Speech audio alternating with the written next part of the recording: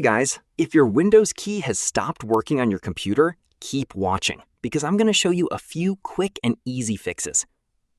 The first thing you need to do is open the Settings menu. To do that, click on Start, search for Settings, and open it.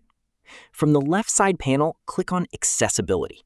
Scroll down and select Keyboard. Make sure Filter Keys is turned off. Once you've done that, close the Settings window. Next, go back to the Start menu and search for Task Manager, then open it. In the search box at the top, type Windows Explorer. When you find the Windows Explorer process, right-click on it and select Restart. After that, check if your Windows key is working again. If the issue is still there, go back to the Start menu, search for Device Manager, and open it. Expand the Keyboard section. Then right-click on your keyboard device and select Update Driver. Click Search automatically for drivers and make sure your keyboard is using the latest driver available. If you've tried everything and your Windows key still isn't working, the last thing you can do is press the Fn key and the Windows key at the same time.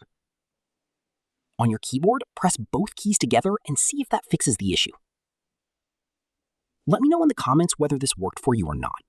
If you found this video helpful, don't forget to leave a like and subscribe.